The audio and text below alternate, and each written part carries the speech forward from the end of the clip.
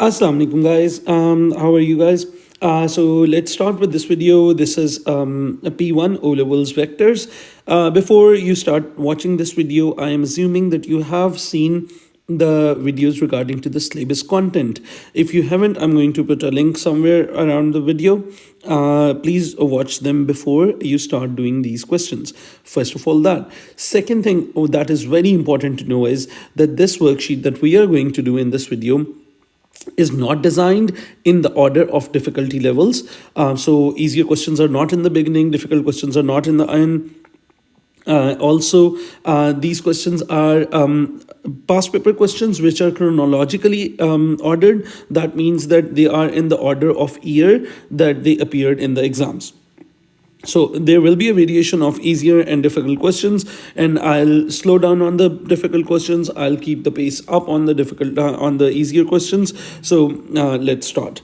We'll start with the question number 1. This question is regarding to column vectors and understanding of how the grid system works. Now for that, the first vector is like quite easy. So you have AC as a column vector. You have to find AC as a column vector. Now you have AB and BC, and all you need to know is that if you imagine any 3 points A, B, and C on a diagram, any random 3 points, the question gives us the vector AB, that is 8 and -4, and then the question also provides us with the vector BC, that is 6 and 4, and what we are required to find is this vector AC. Now to find AC, we're going to use the alternate route, and we're going to go there from A to B and then from B to C. So on the diagram we can clearly visualize that AC will be equal to AB, which is 8 and -4, plus BC, which is 6 and 4. So this will be 14 and 0. Now for the second part, it's going to be a bit tricky. So it's given that C to D is -11 and H. Find two possible values which will make ABCD is a trapezium. So before we move on, you need to know what a trapezium is. So a trapezium is any shape that has two parallel sides and two non-parallel sides. So any shape which has two parallel sides and two sides which are not parallel is called a trapezium. Just as a reference, you guys can use this as a diagram. So for instance, in this shape, there are two sides which we can see are parallel to each other, and there are two sides which are not parallel to each other. So any shape that has two parallel sides and two non-parallel sides, we call it a trapezium. Now let's see how to find you have to find two possible values of H which will give you ABCD is a trapezium. Now when they say you may use the grid below, it is highly recommended that you do use the grid below. Now we are given the point A, as you can see, and there are no other points. How do we get to the other points? Let's see. So firstly, we go and see this vector A to B. So this vector tells us the directions for going from A to B. So if you want to go from A to B, you have to do 8 units on the x-axis, and since it is positive, you have to go right, and then you have to do 4 units on the y-axis. Since it is negative, you have to go down.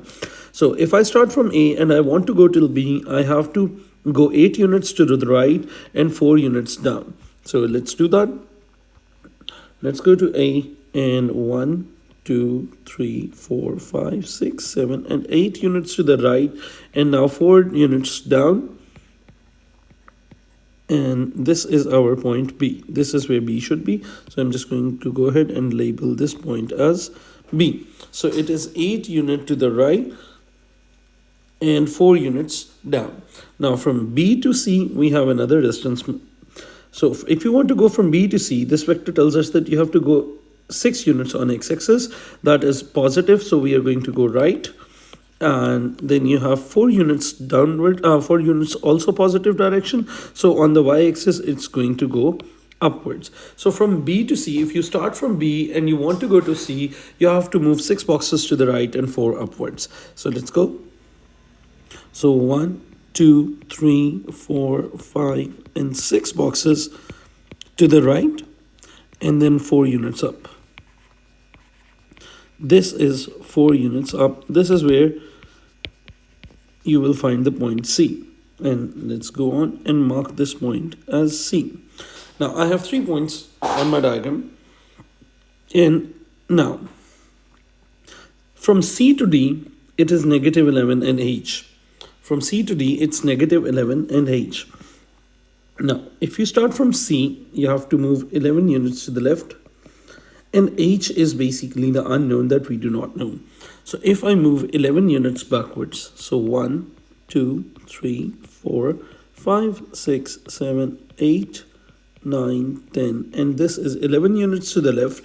So this is 11 units to the left. And we do not know how much we have to go up or down. So H could be anywhere over on this line. So I have come negative 11 units. And now on this line, we do not know where H is going to lie. So we are going to find out the position of H from here onwards. So what I have done is I have to move from C till D. So you have to go 11 units back. And now we do not know where our next value is. Now, there is another information that ABCD should make a trapezium. So the first trapezium that you guys can think about is if you have the next length that is parallel to BC. So if I try to make a line which is parallel to BC, and we know that this line is now parallel to BC, and we also know that the point D has to be located on this dotted line. That gives us this point as first coordinates of D. And if I take this as the coordinate, the first coordinate, CD will become negative 11, and we are going 2 units upwards, because from C to D, you're going 11 units back and 2 units up. So CD is 11 minus 11 and 2, and this is where we find the first value of H. So H is 2 in this case. Now you guys might be wondering how would we do this, like, this transition? So it's quite easy in the exam. What you do is you put your scale at this position and slide your scale parallel to BC until you hit this point AD. I know it seems like a bit tricky, but it's a very simple idea, and it's not for many marks either. It's like just a 1 mark question. Now once we have done that, we're going to discard this option, and now we're going to try to make another trapezium where this line is parallel to some other line. So I'm going to duplicate this line, and we're going to extend this line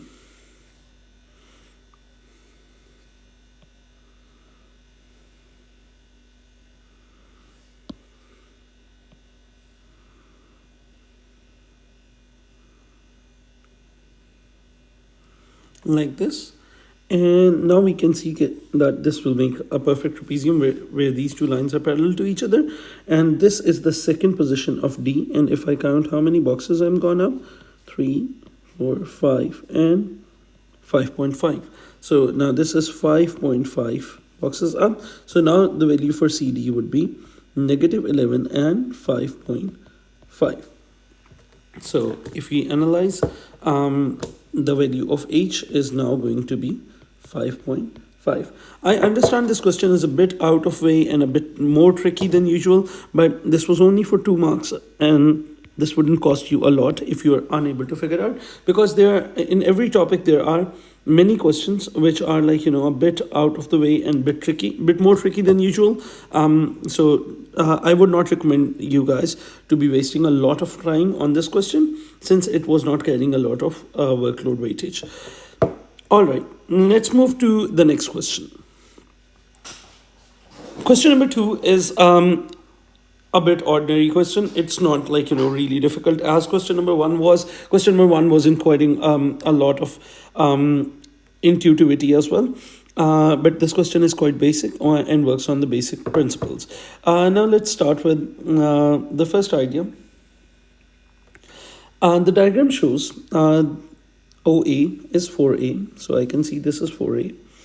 OC is 2C, OC is 2C, and CB is capital A, is small a, CB is A, and we are given this.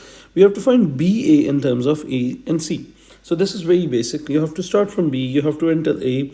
We're going to take this route. So we're going to go against this. So this is going to be negative A. Against this would be negative 2C, and then with this arrow would be positive 4A. So my vector would be negative A, negative 2C plus 4A. This will give me 3A minus 2C. Now, do you guys remember the rule that we learned, rule number 3? Rule number 3 says always mark all the vectors that you have found. Now, once I've found this vector, I'm going to mark it over here. This is BA, and do not forget to mark the arrow along it. So if you see the arrow, that has to point from B towards A. And how do you tell the arrow direction? It is from the name of the vector. So if the vector's name is BA, that means the vector has to go from B to A. So the vector should be pointing from B towards A. And this is our vector. That's done. Now, B part says, given that OP is equal to 2A minus 4C, explain why OP is parallel to BA. And with the trigger word parallel, we know that we have to take ratio of both vectors. Let's see, we have OP is 2A minus 4 over 3C, and this will be BA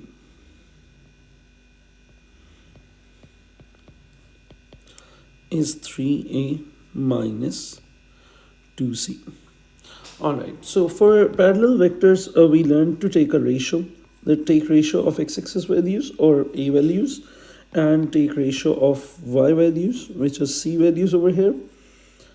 And the ratio is going to be equal, so we're going to divide OP divided by BA, and it must be a constant. So 2A over 3A gives us perfectly 2 over 3. So A cancels out, and it will give you 2 over 3. And now if we go for the next one, so OP over BA, and this is now negative 4 over 3 divided by minus 2.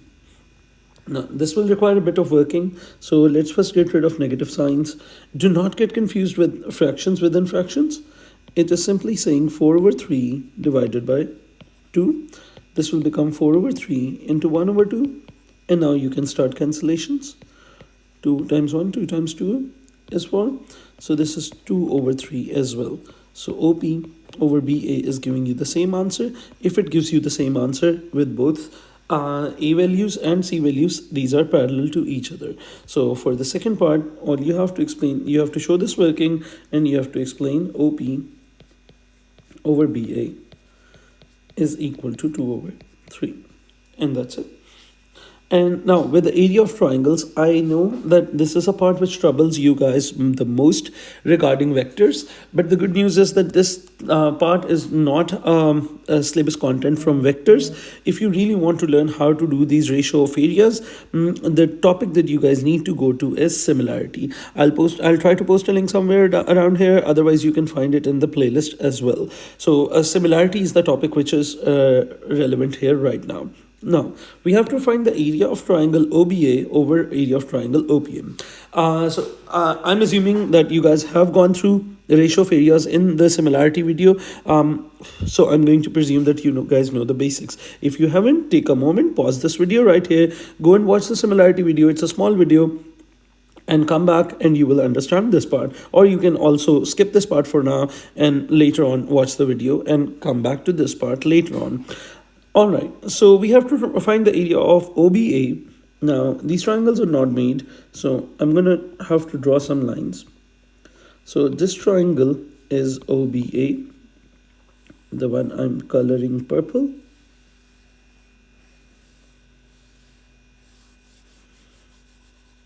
So this triangle is OBA, and we have to find its ratio with OPA. And again, we do not have a line over there. We need to construct a line. Now, OPA, so for example, this line is this green triangle. So we have to find the area ratio of areas of these two triangles. Now, the rule that we're going to use for similarity is that of common height. We recently showed that OP and BA are parallel to each other. So if OP and BA are parallel to each other, and if we extend the parallel lines on both sides, you guys will notice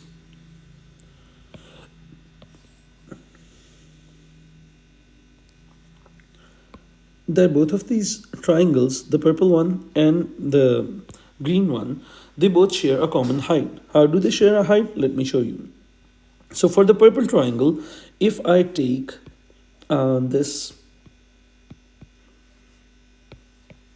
orange line as a base, if I take this line as a base, the height I can locate is this. This is the height of this triangle.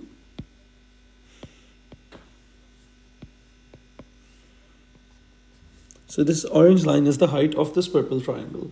Now for the green triangle, I am going to take this green line as the base, and I can see that this line, this green line, is the height of the triangle. Now just hold on with me, I'll explain things. For this triangle, we have taken this line as base, BA as base. If BA is base, the height is from the third point to the baseline and making a 90 degree. And for OPA, we have this green triangle, and I'm taking this green line as base, OP as base. So height is from the third point down to the baseline. Now, these two heights are equal because OP and BA are parallel to each other. So we know that in two parallel lines, the distances are always equal. So we know that both of these triangles have a common height. So these triangles have a common height now. Now, when two triangles have a common height, their ratio of areas is given by A1 over A2 is base 1 over base 2. There is no need to take squares over here. So OBA triangle over triangle OPA will be equal to, so the base for the first one was AB over OP, AB over OP. Now you guys must be wondering, how are we going to find this ratio AB over OP?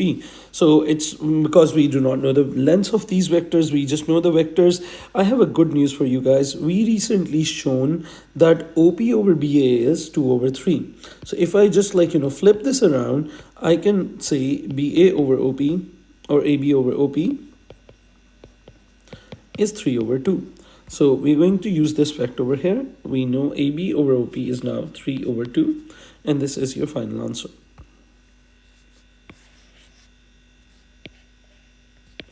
I'll reiterate a little bit of detail that I covered over in this part. Firstly, this is not a part related to vectors. This is completely a portion from similarity and ratio of areas. There is a special case that we do over there for which is for a common height. And whenever two triangles have a common height, the ratio of their areas is simply the ratio of their bases. So we just had to figure out how these triangles had a common height, and that the reason was that in the previous part we proved that these two lines are parallel to each other, and we saw that these heights outside the triangle were also between the parallel lines, and with OP and BA as the base, these two triangles had a common height. Once we knew that they had a common height, we knew that the ratio is just simply going to be the ratio of their bases. Now, if I was keeping triangle OBA on the top and OPA on the bottom, the base BA, so let me not just confuse you, BA over OP was required. We did not have the value for BA or OP, but we had a ratio which was OP over BA is 2 over 3. If you just flip it around, put reciprocal it, you will get BA over OP is 3 over 2, and that was the final answer. Let's move to question number 3. Okay, so question number 3 is a grid-based question. If you guys can see down there, there is a grid where they have marked vectors P and Q. The easiest way to deal with these grid questions is to immediately go to column vectors. Now, in case of P, I would ask you guys to just pause it over here and figure out what the column vector of P is. So P is going 4 places to the right, and P is not going anywhere up or down, so P is 4 and 0. Q is not moving on x-axis at all, so that is going to be 0, and Q is moving 2 units upwards. So Q is 0, 2. Now, this will make your life relatively easy. Once you have the column vectors of P and Q, you can start figuring out. The first part requires you to find OR.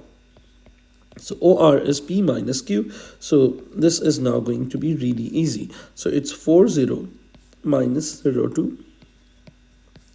So this is 4 and negative 2. This is 4 and negative 2. Once we have this, we have to mark R on the diagram. So we have to start from O. We have to reach till R by going 4 units to the right and 2 units down. So we start from O. Let's go to the grid. We start from O, go 4 units to the right, 1, 2, 3, and 4, and 2 units down, and this is our point R. So I'm just going to go and point this point R. So this was a way, with any grid questions, I would always recommend you guys to go to a form where you have column vectors, because column vectors will allow you to count boxes, and counting boxes is quite easier than, getting into the depth of vectors basics. Now the point S is shown in the diagram. OS is Q plus HP, and we have to find the value of H. Now, at first glance, this question seems like a lot difficult, but trust me, it is a very simple question. So let's start. Okay, I'm just placing ORs working over here. Okay, let's start working with this equation. OS. So firstly, we're going to go to the grid and we're going to figure out ourselves what OS is going to be. And so it's 3 units, 3 blocks to the left and 2 blocks upwards. So from the diagram, I can see OS is 3 blocks to the left, which is -3, and 2 blocks up, which is +2. Now, let's go back to the equation. The equation says OS is equal to Q plus HP. OS is -3 and 2. Q is 0 and 2. H times P is 4 and 0. So this is going to be -3, 2 is 0 plus 4H and 0 and 2 plus 0. So if I simplify, -3, 2 is equal to 4H and 2, and if you equate the x-axis values, because y-axis values are always already equal, so 4H is equals to -3 and H is equals to -3 over 4. So that is our final answer. H is -3 over 4.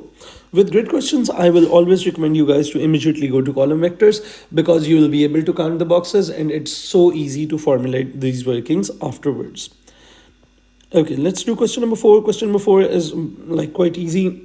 The first part is just requiring us to add these column vectors A plus 2B. So 3, -4 plus 2 times -1 and 7. Now they are trying to check the basics, that if you know whether this 2 multiplies with both of them or only with -1. So we know that in case of vectors, it multiplies with both of them. So -2 and 14. So 3 plus -2 would be 1. And -4 plus 14 would be 10. So the final answer is 1 and 10. Next part requires us to find the magnitude. Do remember that this symbol stands for the magnitude. You guys are required to know this symbol by heart. So do remember this symbol. Magnitude of 3 and -4. So this will be square root of x squared plus y squared. And x and y are 3 and -4. So this is 3 and -4 squared. Make sure you put all the brackets. Otherwise, there is a chance of an error over here. So 3 squares is 9 and -4 squared is 16. So this is going to become -25 Final answer is going to be 5. Alright, it is given that B magnitude divided by A magnitude is under root n. You have to try to find the value of n. Now, let's see, it's again a basic idea that you have to find B magnitude first. So B magnitude would be under root of -1 squared, -1 squared, plus 7 squared. So this is going to become under root of 1 plus 49. So this is under root 50. And if you remember from up above, A magnitude was under root 25. So the question requires us, which was 5 actually. I'm deliberately keeping it in terms of square root.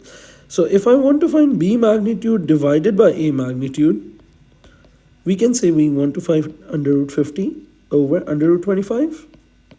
We know that we can take square root common in case of multiplication and division only. So 50 over 25, and you start cancelling, you will get under root 2. And the question said you will get under root n.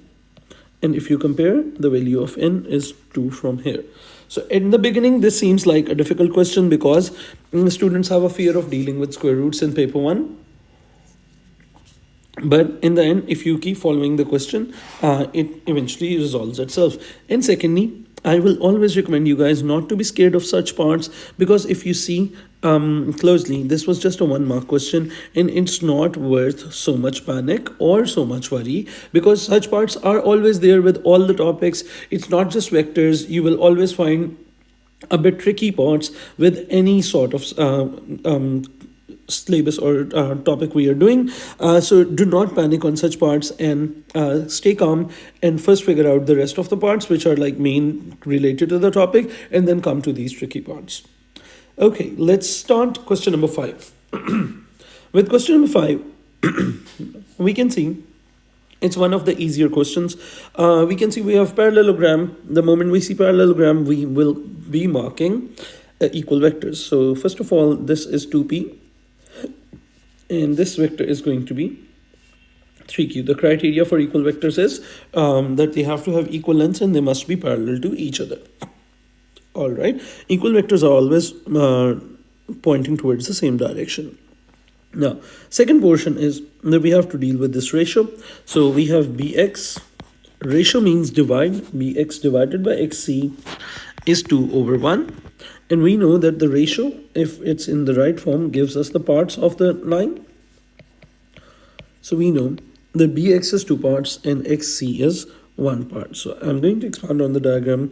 I'm going to mark bx as 2 parts and xc is 1 part. And this whole thing is going to make 3 parts. All right. So once we have that, we are going to apply the ratio. I hope you guys have memorized the boxes system, because that is quite handy when you're doing an exam. So we're going to write parts, actual,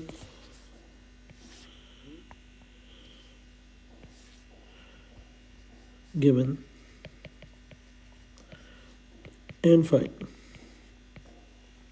Okay, so with parts, actual, given, and find, we know a vector on this line. That vector is BC, and there are 3 parts of that vector, and the actual vector quantity is 3q.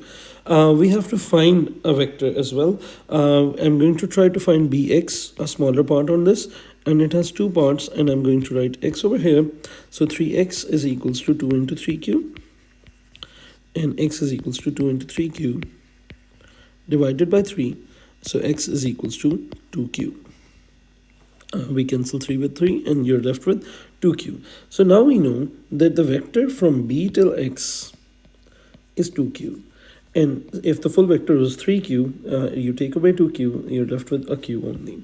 And now once we're done with this question is going to be super simple. The first part requires us to find AC. You have to start from A to go to C. There are 2 alternative paths. As we have discussed before, you can take either of these parts. And let's see. So for AC, you're going to do 2p plus 3q. Both paths are correct. 2p plus 3q. Now for the next one, you have to go from a to x. And now, once we have done the ratio part, this is 2p and this is 2q, and this is quite straightforward. This is 2p plus 2q, no working required. Then we have to go from x till d. The third part requires x till d.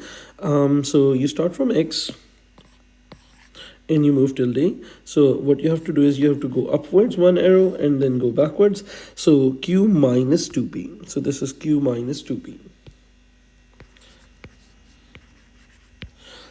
So as you guys saw, this was a relatively easy question, but you have to follow the steps correctly. Firstly, mark equal vectors. Secondly, go for the ratio method. Keep an eye that you're marking every angle that you have found on the diagram. And this question did not have fractions, so that was not our problem over here. Let's move to question number 6. They have given us a vector AB, which is 3 and negative 4. They are asking us to find the magnitude. So let's take the magnitude, square root of x squared plus y squared. And this would become under square root of 9 plus 16. And this is square root of 25, which is 5. You can do it in a few steps, but I always prefer to be working in detail. It also makes rechecking of your exam quite easier. For B part, is the point 0, 2. The equation of AB can be written as this. Find the value of k. Now, firstly, we learned that whenever we think there is a mixture between two chapters, which are coordinate geometry and vectors, it's definitely always position vectors. So I'm going to break down my vector AB into OB minus OA. I have the coordinate of A, which is giving me OA, that is 0 and 2. So AB is 3 and negative 4. There are a couple of ways of going about it. The shorter methods all definitely require more intuitiveness. So that is why I'm not choosing the shorter method. And so this is OB minus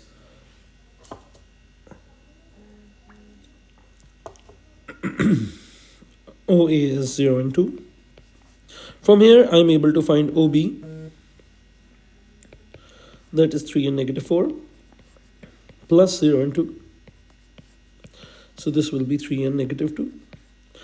Once we have the coordinates of A and B, so now I have the coordinates of A, which is 0, 2, and coordinates of B, which is 3 and negative 2. Now we can find the gradient. Is negative 2 over 3 minus 0. So this is negative 4 over 3. All right. And I have a point on which is x is 0 and y is 2. So if you guys can recognize that this is the y-intercept, fine. Otherwise, go for the full formula for equation of a line, y minus y1 m times x minus x1. So y minus y1, which is 2, is equal to, gradient is negative 4 over 3, x minus 0. Cross multiply, so you will get 3y minus 6 is equal to negative 4x. And if we simplify a little bit, this will become 3y plus 4x is equal to 6. And you have to find 3y plus 4x is equal to k. If we compare these two equations, we find the value of k, that is 6. Now again, I want to reiterate over here that many students by this time would have started blaming that, oh, vectors is such a difficult topic, vectors is such a bad topic. Thing you have to realize is that in this question especially, we did not do anything from vectors. We were applying coordinate geometry. So if you're having trouble over here, it's not vectors that is creating trouble for you, it's coordinate geometry that you have to go and check out. So I will recommend you to go and see what coordinate geometry problems you have unresolved. Like, you know, some people have a trouble finding equation of a line, and so you can go and fix these over there. All right, so let's do B part. B part is quite easy because we have found coordinates of A and coordinates of B. It's very easy to find the midpoint. The formula for midpoint is, if you label them x1 and x2, x1 and y1 and x2 and y2, the formula for midpoint is x1 plus x2 over 2 and y1 plus y2 over 2. So this is going to become 3 over 2. If you want to write it as 1.5, it's up to you, and this is going to become 0.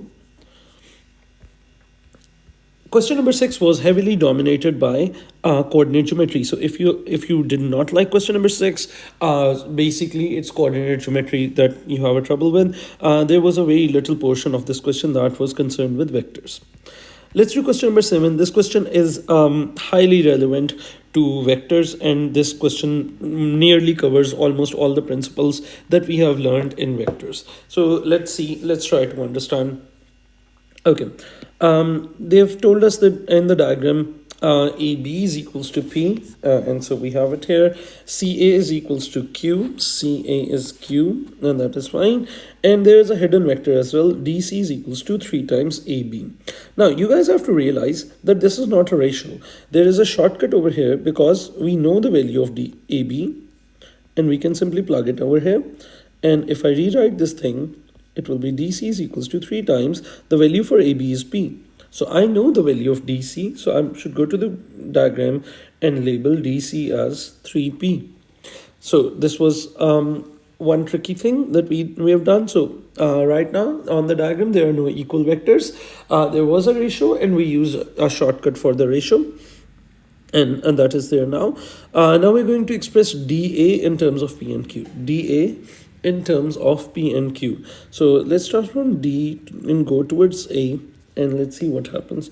So I'm going to start from here. I'm going to go to this path. This is 3P and this is Q. So this is 3P plus Q, and because I did not have to go against any arrows, both of my terms are positive. So this is 3P plus Q. All right, and what is the third principle that I always told you? If you have found a vector, always mark it on the diagram, 3P plus Q. So we have marked this vector.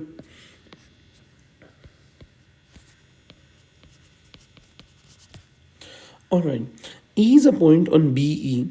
E is a point such that BE is equals to K times Q. Now, BE is K times Q. That tells us two things. So firstly, BE is K times Q. The value for BE is K times Q. Secondly, that these two vectors are A is equals to K times B. So BE is parallel to K. Is parallel to Q. So we know that this is an equation. This is a standard equation for collinear or parallel scenarios. So BE, if BE is K times some vector, it must be parallel to it or collinear to that. So BE is K times Q. So I'm going to make a hypothetical line that is parallel to Q and put it over here.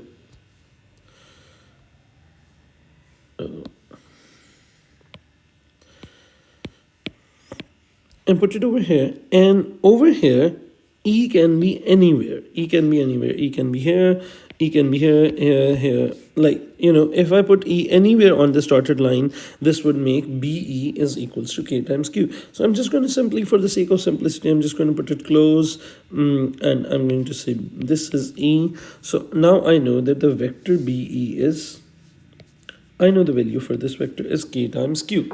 You could have placed E anywhere on this line and this would have satisfied, even on the wrong side. Even many people would be thinking, oh, can I put E over here? Yes, you can. And this is BE would be K times Q, and K would be negative in that, so in that instant. But you don't have to worry about it. All right, so BE is equals to K times Q, and we have marked this. Write down the special name given to this quadrilateral ACBE. Now, if I zoom in a little bit, if this is A, C, B, and E, this is a diagram. What is this called? Now, we know that these two lines are parallel to each other, And so we are sure about two lines being parallel to each other, and we are not sure about two lines being parallel to each other. So what is the shape that has two lines parallel and two non-parallel lines? That is called a trapezium. So the answer for this one is a trapezium. All right, let's move to the next part. It says AE in terms of P, Q, and K. So you have to find from A to E. So if you just zoom in, we can see that this is P and this is K times Q. So if you want to go from A till E, you have to go to P plus KQ. So this is very simple. This is easy. The only confusing part is that students get confused that, oh, we do not know the value of K. But don't worry, you do not need to know the value of K because you have to give your answer in terms of P, Q, and K. Now, let's move to the last part. Given that A, D, and E are on a straight line. Now, for those of you guys who have done the topic with me, you guys know that this is a trigger word. This tells us that these lines are collinear. Now, if these lines are collinear, we need to find two vectors on this line, D, A, and E, and we are going to put these, we're going to take the ratio of these vectors. So in the questions go up, you won't have to find new vectors. There is DA and AE, so we just need any two vectors related to DA and E. So let's pick them up, bring them down. So DA is 3P plus Q, and AE is P plus KQ. Now once you have these, a very simple step is that you take ratio of corresponding vectors. So take the ratios of P, that should be equal to the ratios of Q. So it's a very easy step. So I'm going to do 3P over P is equals to Q over KQ. First of all, get rid of P's and Q's. Over here, this is 1, and now you multiply, cross multiply. So 3K is equal to 1 and K is equals to 1 by 3. It's quite straightforward and simple when you're taking ratio. So for collinear vectors, all you have to do is you have to go up in the question and find two vectors which are related to D, A, and E. And once those vectors are there, you are just going to take ratio of their relevant portions. So I took the ratio of P parts and took the ratio of Q parts and put them equal. This is what we do for parallel or collinear cases. Let's do question number 8. So for question number 8, you have to find 2C minus D. So it's quite straightforward. It's a very easy part. So 2 into 3 times 2 minus 8 times negative 6. And once this 2 gets multiplied inside, this will become 6, 4 minus 8 and negative 6. So 6 minus 8 is negative 2 and 6 plus 4 is 10. This is negative 2 and 10. If you have to calculate the value of D magnitude, it's quite simple as well. This is square root of A square plus B square. I always recommend my kids to first make the brackets and then fill them with the values. It makes thinking easy and solving even more easier. So this is going to be 64 plus 36. This is square root of 100. The final answer is going to be 10. And this was like, a very simple question. There is no difficulty or anything complicated that I need to explain. Question number 9 is again really in depth of vectors. These sorts of questions are 100% like vector oriented questions, and you must have a grip on these questions. So question number 9 is, let's start understanding. It's a bit longer question. It's like 5 marks and there's a lot of detail. So I'll recommend you to just pause the video for 1 second and read the question before I start solving it. So those of you who have read the question and are willing to start working with this one, let's go. In this diagram, ABCD is a parallelogram. Now, we understand that if we have a parallelogram, we will have equal vectors. So CD is going to be P, and that is DC is going to be P. And similarly, this vector is going to be Q. So we have marked these two vectors. Now, P is the midpoint of BC. P is the midpoint of BC. Now, if it is a midpoint, it must be cutting the vector into 2 equal halves. So this is Q over 2. And this is Q over 2 as well. So first of all, we are done with equal vectors. Now, next thing that we have is a ratio, and that is dq over qp. So dq, I'm going to put it on a side, over qp is 1 over 2. And we know that whenever we have a ratio, we have these parts. So dq is one part and qp is two parts. I know it's difficult to mark on like smaller diagrams, but nonetheless we have to. So dq is one part and qp is two parts.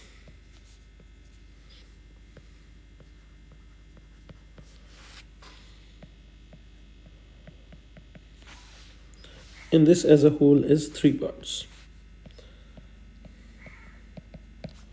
Okay, so we know three parts, but since we do not know any vector over here, we cannot yet start our ratio method, that is like our boxes, because our boxes require us to know at least one vector on this diagram. We do not know any vector, so we're just going to wait and see if the question gives us any vector on this line in some later parts. So let's just wait for a second. Let's just label this and leave it as it is parts, actual given vector, which we do not have yet, and the vector we need to find that we'll sort out later on. Okay, so let's move on with the question. The first part requires us to find dp. So we have to start from d and reach till p. So there are two ways to go about it. Both are equivalent, and firstly you can go from this path, and this is a longer path. I would recommend you guys to go for this path. So this is quite easy. So this is p, so dp is p minus q over 2.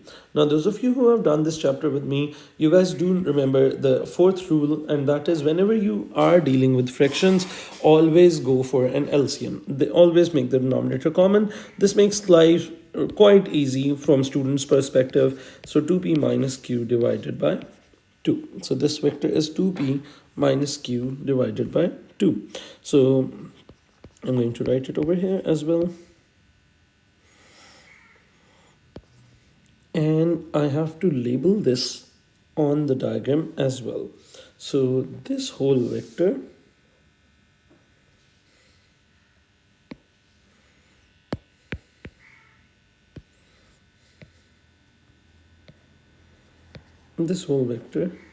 is 2p minus q divided by 2.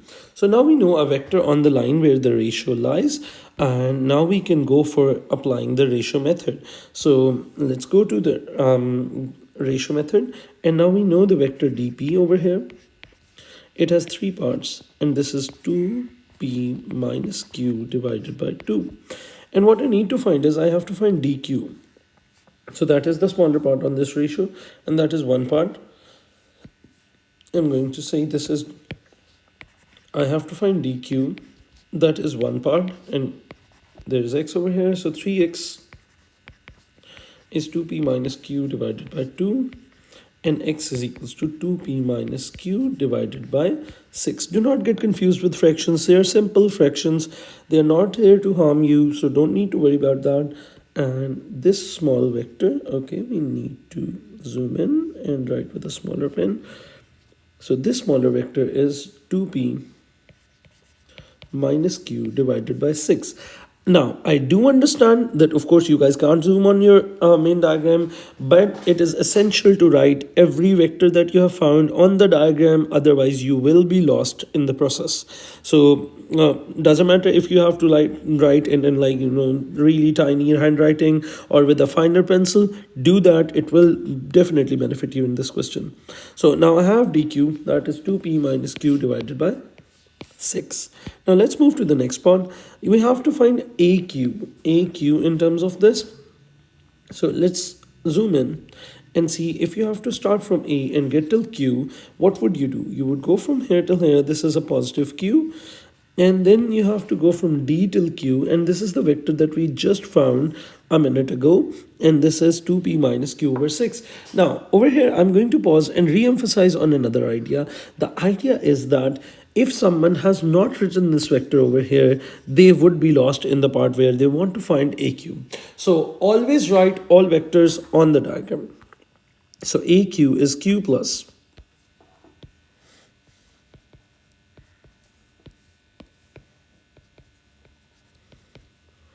2p minus q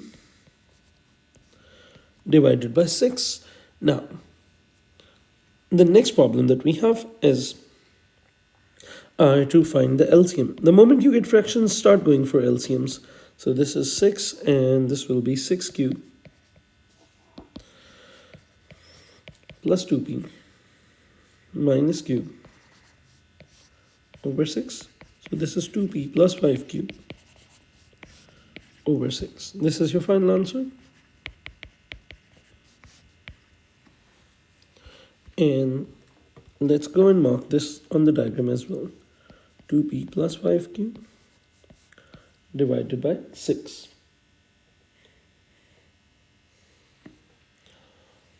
Alright, now for the next part, R is a point on BC produced such that BR is K times BP. BR is K times BP. Now, this might look like a ratio, but over here we actually know the value of BP. The vector BP is Q over 2. So we're going to put the value over here and find the value of BR. BR is K times BP is Q over 2. So now we know that the value of BR is KQ over 2. Once I found this value, I'm going to label this on the main diagram. So from B to R, this vector is going to be, from B till R, this vector is going to be KQ over 2. Alright, why do I need this vector? That we will find in the next part. We need to find AR in terms of P, Q and K. So if you want to start from A and want to go to R, this path is not advisable because we do not know what CR is. The advisable part is this. If you go from A to B, that is going to be positive P. And then you take the direct jump from B to R, that is KQ over 2. So this is going to be P plus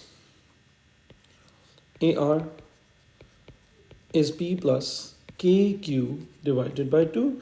Again, you have fractions, so always make it an instinctual habit to move towards taking LCM the moment you get a fraction over here. 2p plus kq divided by 2. So we are fine so far, and let's now put this value over here. Alright, now let's move for the last part that says A, Q and R are lying on a straight line. Find the value of K. Now we know that this is a trigger for it. A, Q and R lie on a straight line is for collinear. Now we need to find two vectors regarding A, Q and R, and you guys can clearly see those are the vectors in the previous parts. Those are the vectors in the previous parts. The AQ is over here and AR is here. So let's bring them over here. So AQ is 2p plus 5q over 6. I'm going to separate them because I need to divide them. So 2p over 6 plus 5q over 6. And similarly for AR, I'm going to do the same practice again. So 2p plus kq over 6.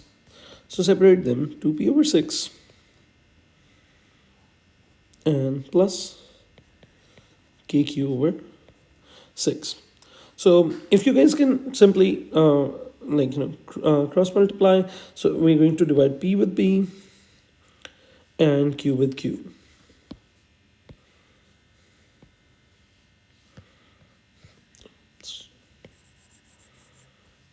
Q with q, and we're going to get, so we're going to say 2p over 6 divided by 2p over 6. This is going to cancel, don't be afraid of these fractions. And 5q over 6 over kq over 6. And I made a mistake. This is supposed to be 6. Now, firstly, on the left hand side, this whole thing will cancel out and you will have 1 over this side. And if you cross multiply with 1, so 1 times kq over 6 is equals to, oh, and before cross multiplying, I would want to cancel the q values as well. So get cancelled with this. So now we cross multiply. So k over 6 gets multiplied with 1 is equal to, on the right hand side, you will have 5 over 6. And this is 1 as well. So into 1. So k over 6 is equal to 5 over 6.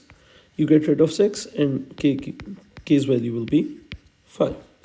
So again, for parallel and collinear, it's always easier to find the vectors, take the ratio, and it will be simpler. Okay, for question number 10, we're going to start with by reading the question. So for those of you who haven't read the question, I will recommend you to pause the video for 1 minute and read through the question. For those of you who have already attempted it, let's start. So in the diagram, F is a point on AB where AF is 1 over 4AB. So they have started straight off with a ratio. Before we dig into the ratio, I want you guys to see if there are any equal vectors on this diagram. There is one equal vector, although there are no equal vectors on triangle, but there is one case that is where they will give you a midpoint. So E is the midpoint of AC. So if E is the midpoint and this vector is Q, the next portion is also going to be Q. And then AF and P are given. Now we're given another vector that is AF is equals to 1 over 4 AB. So this is a ratio, but you have to realize there is a shortcut available. We know the value of AF. So if you put in the value of AF in this equation, which is P is equals to 1 over 4 AB, we can figure out that the value of AB is equals to 4P. So A to B, this whole vector is going to be 4P. So this gives me the value of FB, that is going to be 3P. Now, once I'm done with equal vectors and ratios, my question is going to be really simple. FE. So start from F, go till E. So it's a very easy path. You go against P, go with Q. So it's going to be negative P plus Q. So this, and you guys know I prefer writing by positive numbers first. So it's going to be Q minus P. Even if you write negative P plus Q, that is equivalent. That is, nobody has a problem with that. But I just feel that students are really comfortable while working with terms which have positive terms before the negative terms. So I guess it's all psychological. Now for part BC, let's start. We have to go from part B till C. So I'm going to go jump backwards first. So it's negative 4P and then plus 2Q. So it's going to be negative 4P plus 2Q. So again, positive terms first, minus 4P. So this is 2Q minus 4P. Now, for the third part, and I have to mark the vector. So 2Q minus 4P is this vector. Now, D is a point on BC produced such that BD is K times BC. Now, we have to realize that we know what BC is. So, BD is equals to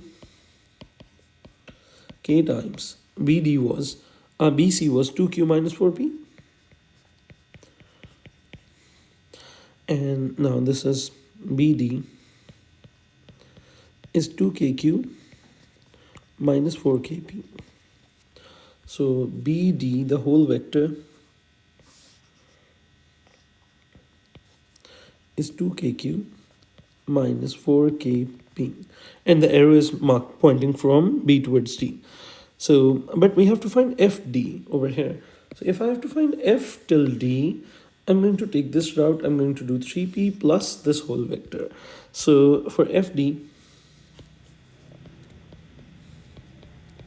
I'm going to do 3P plus 2KQ minus 4KP and huddle the P terms together, 2KQ plus 3P minus 4KP. Gather the P terms around, take the P common, 2KQ plus, I've made a mistake, I guess, 4KP. So this is 3 minus 4K times P. So this is FD is 2KQ plus 3 minus 4K times P. Now FE and D are collinear. Now we know what to do. We have to find two vectors relating FE and D. So the first one is FE that is q minus p, and the second one is fd. So fe is q minus p, and fd is 2kq plus 3 minus 4k times p. I understand that questions get, like, a little bit more confusing when we are dealing with terms like with K's and P's and Q's, but just as long as you keep your process straight, these questions do not vary. For those of you who are with me, like from the beginning of the video, you guys would have realized by now that there is a repeating theme to these questions. So apparently this chapter seems like really difficult, but in actual, this is a very repetitive chapter, and it's very easy to get a grasp over it once you've done this worksheet a couple of times. So do not try to be confident like after doing it once. I will always recommend to go at least twice.